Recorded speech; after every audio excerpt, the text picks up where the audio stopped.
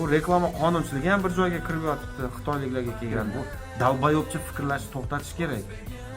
Men uni qilmayman, men pashol deb tupuraman unaqa kim aytsa ham. Men o'shanda ham aytganman, Xitoy to'g'ri iqtisodiy, siyosiy masalalarda o'zini teng, sherik, do'stona tutishga harakat qilyapti. Aholisi ko'plik nuqtai nazaridan va iqtisodiy imkoniyatlar shunga yo'l qo'yadiki, ular investitsiya kiritishda juda ham faol. Lekin o'sha duch kelgan investitsiya kiritar ekan deb hammasiga ham bosh keti yo'q, chegarasiz hajmda eshikni ochib yuborish to'g'ri bo'lmaydi. O'sha paytda ham aytganman, Xitoyni investitsiya kiritishda strategik boshqa rejasi, maqsadi yo'qmi degan savol meni doim o'ylantiradi va men to'g'ridan to'g'ri katta hajmda investitsiya kiritilaverishdan Xitoy tomonidan ehtiyot bo'lish kerak degan fikr aytganman. Haligacha shu pozitsiyadaman. Xo'p. Asosiy muammo nimada? Investorlar, investitsiyalar kelishi bu yaxshi holat, iqtisodga pul tikishi, tadbirkorlarni kirib kelishi va hokazo. Lekin u ham baribir qanaqadir balans bilan bo'lishi kerak.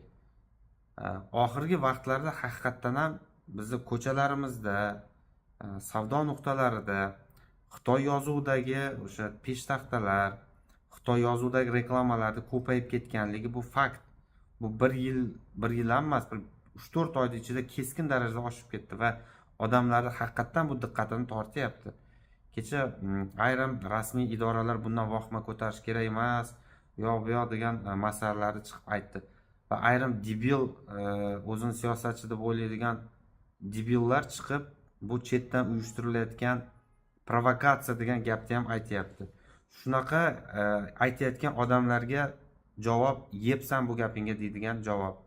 Sababi chetdan hech kim kelib deb reklama shitlarini Xitoy tilida yoki peshlavhalarda osib qo'yayotgani yo'q. Sal o'ylab gapirish kerak-da.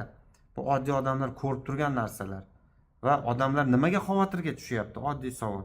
Xavotirga tushishining sababi shuki, Xitoy hukumatini bugungi kunda qardosh, o'sha millat, qardosh xalq bo'lgan Uyg'urlarga nisbatan qo'llayotgan siyosati, dinga nisbatan, islom diniga nisbatan, o'sha Uyg'ur xalqiga nisbatan qo'llayotgan siyosati, qayta tarbiyalovchi lagerlarni tashkil qilganligi va buni butun dunyo ko'rib turibdi. Buni yopib bo'lmaydi.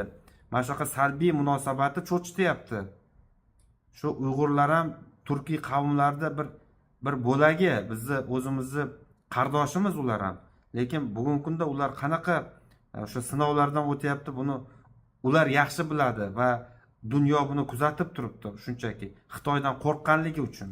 Buni ochiq aytishga, chunki Xitoyga kuchi yetmaydi, qo'rqadi. Shuning uchun indamay ko'z yumib o'tiribdi. Xo'p. Ana shu narsa bizni boshimizga tushmaydimi? Bular qardoshlarimizni ayamaganlar bizni ayaydimi degan shunaqa qo'rquv bor. Va bu tabiiy hol, bunaqa qo'rquv bo'lishi. Xavotir bo'lishi tabiiy hol.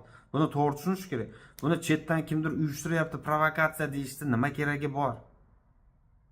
Oddiy odamlar buni ko'rib, bilib, atrofda ko'rganligini aytayapti va xavotirni bildiryapti.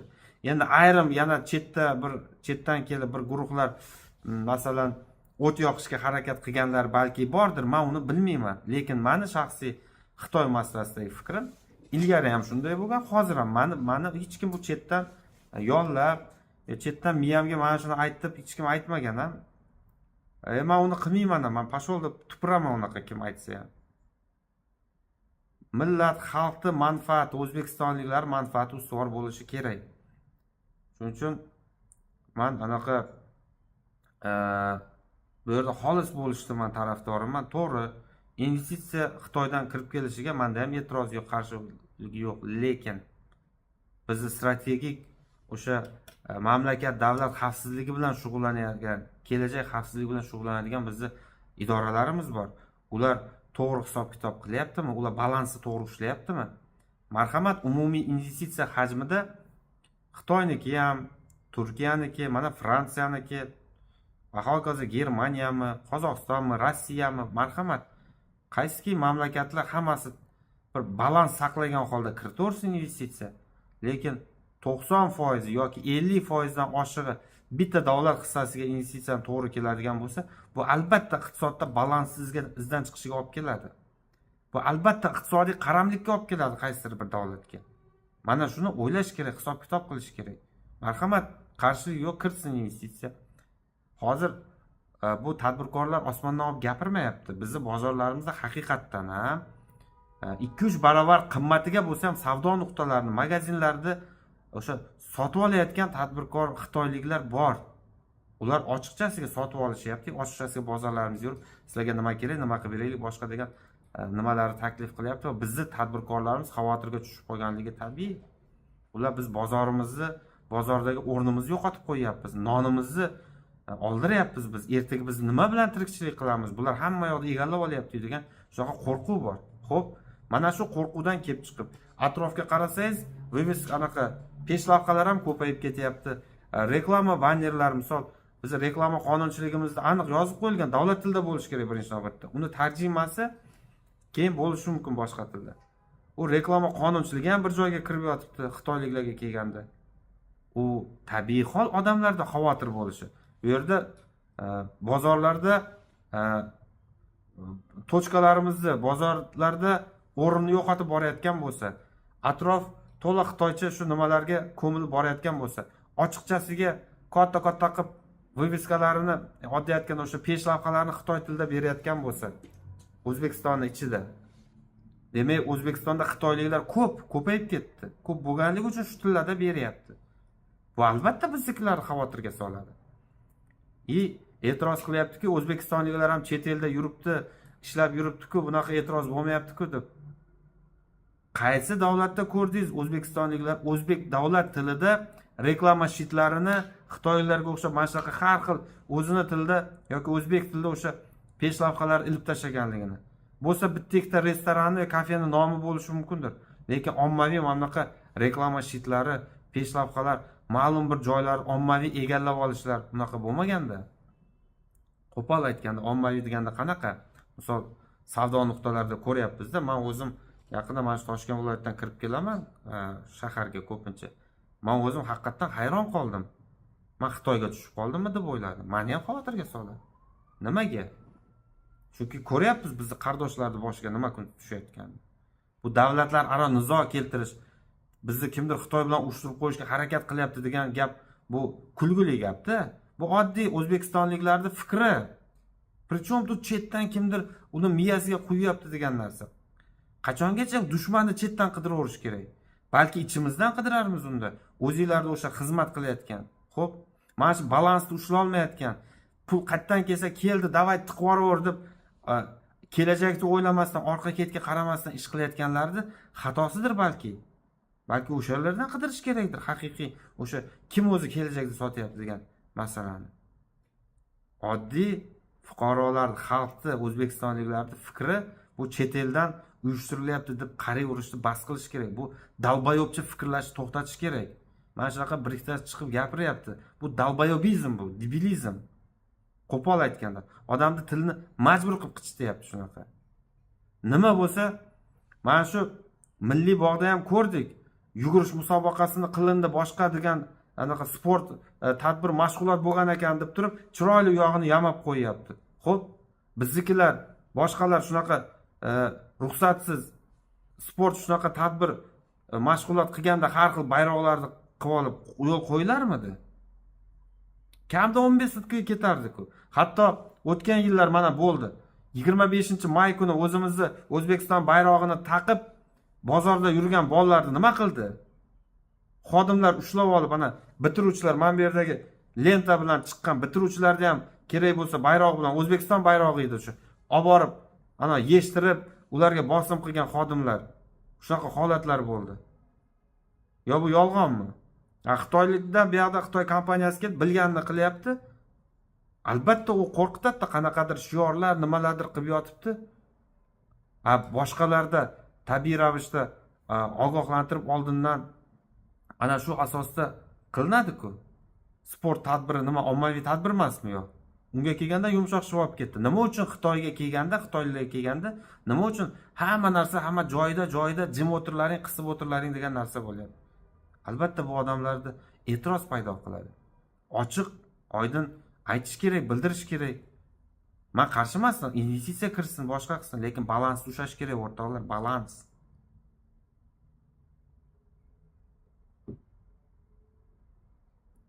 Bu o'z-o'zidan odamlarda e'tiroz bo'lmayapti. Odamlarning e'tirozini yana dushmanlikka, yana Xitoy bilan dushman qilib qo'yishga bular harakat qilyapti. Bularni niyati yomon, chetga sotilgan degan narsalarni yopishtirishdan to'xtash kerak. Sog'lom sal fikrlashga boshlaylik. Kelajakdan xavotir qilganligidan ayrimlar gapiryapti buni. Birortasi bir normalniy bir izoh bera olmasa, faqat odamlar o'zini ayblashga o'tsa. Mana boshqa mamlakatlarda ham bizni fuqarolarimiz borib ishlab yuribdi, boshqa qilib yuribdi, butun dunyoda bor bu deb. To'ppa-to'g'ri butun dunyoda bor, gap yo'q. Lekin butun dunyoda qaysi xalq Turkiyani qavmi mamlakat diniy qarashlardan yoki boshqadan kelib chiqib tarbiyalanuvchi lagerlar qilib qo'ygan Xitoyga o'xshab? Ayting. Albatta xavotir, o'zini qardoshi bilan bo'lib turgan ishni ko'rgandan keyin odamlarda tabiiy xavotir bo'lyapti. Endi hozir bu haqda gapirsang, birpasdan davlat dushmani unga bunga chiqarib tashlanadi. Yo'q, unaqa emas, shunchaki oddiy odamlar nimaga e'tiroz qiladi, nimadan xavotir qilyapti? Ularda o'sha xavotirlarga ochiq-oydin javob qilib beringlar. Ochiq-oydin bildiring, bo'lmasam balansimiz qanaqa o'zi? Nimaga birdaniga ko'payib ketdi bunaqa? Sababi nima bilan bog'liq? Nimaga ular reklama shitlarini ochiqchasiga qo'yib qo'yapti? Peshlavhalarni hamma yoqqa o'zimiz tushunmaydigan tillarda ilib tashlayapti. Ularning xayollari, ular qanday xayollar bilan kirib kelyapti bu yerga? Maqsadlari nima? Ana shu narsalar qo'rqityapti odamlarni. Kelib, yaxshi niyatda o'qib, boshqa qilib ketsa mayli, hech qisi yo'q, e'tiroz yo'q. Lekin ertaga Uyg'urlarning boshiga tushgan bizni boshimizga tushmaydimi degan qo'rquv bor. Shunga javob topib beringlar bo'ldi.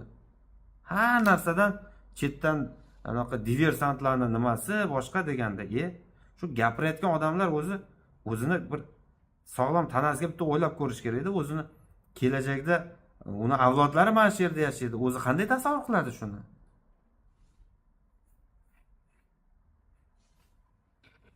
Shuning uchun oddiy o'zbekistonliklarning fikri bo'layotgan vaqtda uni chetdan uyushtirilayotgan xuruj deb qabul qilish kerak emas. Shu atrofda ko'rib sodir bo'layotgan voqealarni ko'rib gapiryapti odamlar. Ularni chet elda agenti dushmaniga chiqarish bu debilizm, aytayapman-ku, dalbayobchilik bu. Ana bittasi o'tirib olib turib, siyosatchi bilmayman kim chiqib zakaznoy narsalarga xalqni ayblab yotibdi. Har xil narsada bular sotilgan, bizni ana Xitoy bilan urushtirib qo'ymoqchi tashqi kuchlarni o'yini, boshqasi deb. Hech qanaqa unaqa narsa emas. Men ko'rmadim birorta tashqi kuchga sotilgan, mana shu e'tiroz qilayotgan odamni shu tashqi kuchga sotilib gapirayotganligini. Oddiy odamlar, oddiy tadbirkorlar, oddiy dehqonlar, oddiy o'qituvchi, oddiy insonlar mana shu yerda menga kim e'tiroz qilib aytayotgan bo'lsa-ki, ular sotilib yuradigan emas, uni sotib olish kerak emas birovlarga. Ular shunchaki atrofdagi narsalarni ko'rib aytayapti fikrini. Shuni hisobga olinglar hech bo'lmasa. Balansni ushlay olmayotgan mas'ul odamlarning xatosi bu. Iqtisodiy sohada, boshqada, investitsiya sohasida ham. Bitta davlatning hissasiga investitsiya hajmi keskin oshib ketishi ham to'g'ri emas. Kim pul bersa kelaver deb qarash, unaqa qabul qilib olish ham to'g'ri emas ekan demak. Sal qarash kerak shu tomonlariga. O'shanda bir davlatni o'ziga, iqtisodiga, bir xalqqa butunlay iqtisodiy boshqa tomonlama qaram bo'lib qolmaydi. Bu mamlakatning suvereniteti bilan bog'liq masalalar. Boshqalar o'ylamay, ko'rmayotgan bo'lsa, oddiy odamlar shuni ko'rib xavotir qilyapti. Ularning aybi emas bunaqa ko'rib turganligi. Shuni tushuntirib berish kerak bo'ldi. Umumiy investitsiya masalasida Xitoy, O'zbekiston o'rtasidagi aloqalarni o'sha diplomatik yo'llar bilan rivojlanishi, savdo, iqtisodiy va hokazo masalalarda rivojlanishiga hech qanaqa e'tiroz yo'q. Marhamat, rivojlansin, gullasin, do'stona, tenglik bo'lsin. Lekin mo'rmalaqda birdan yopirilib ketishi haqiqatda odamlar qo'rqitib qo'ydi. Shu asosiy masala, shuning uchun mana shu masalalarga izoh berish kerak. Meni fikrim shu. Menga qolsa, men xitoylik investorlar Xitoydan investitsiya kiritilishiga shoshma-shosharlik qilmasdan o'ylab, jiddiy 7 o'lchab 1 kesib, kerak bo'lsa 70 o'lchab 1 kesib harakat qilish kerak degan fikrdaman. Men doimiy xavotirda bo'lganman bundan. Meni xavotirlarim hali ham tarqamagan. Biz Rossiyani yaxshi bilarmiz, ularning xarakterini, boshqa davlatlar bilan ishlagan bilarmiz, lekin ochiqini aytganda men ham xitoyliklar qanaqa nima mafhum men bilmayman ular. Lekin to'g'ri, baribir aloqa qilish kerak, o'rganish kerak. Bu to'xtatib qo'y, qarshi bo'l degani emas, balansni saqlattirib beringlar bo'ldi. Odamlarga ishonch bo'lsin bo'ldi. Qo'rqmasin. Qardoshimizni boshiga tushgan kun bizga tushunmaydimi degan qo'rquv bor. Bo'ldi, shunga o'xshagan narsalar. Yaxshi insonlar operatsiyamga pul yig'ishga yordam beringlar. Shu operatsiyadan ham qutulib olay. Operatsiya o'zim yengil nafas olgim kelyapti.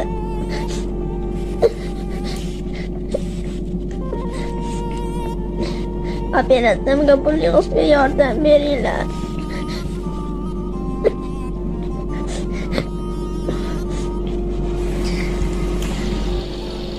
Qizim Ominaxonga hozirda operatsiya pullarimizni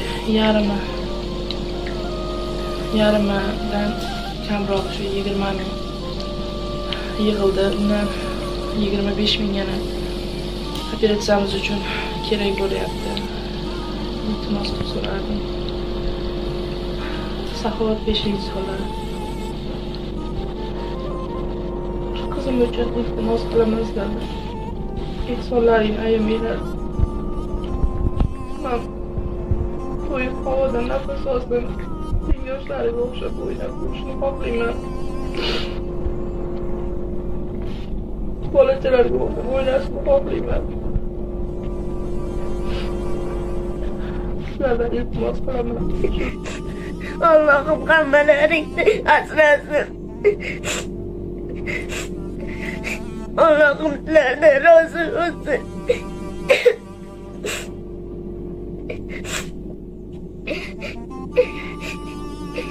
Men ham yaqin bo'lgan e'tibor qilinglar.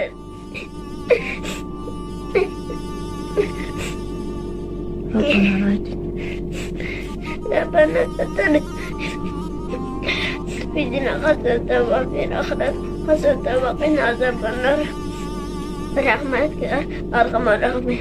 Allohim o'tganlar deb qo'yganlarni ham azoblaring, o'z qilinglar.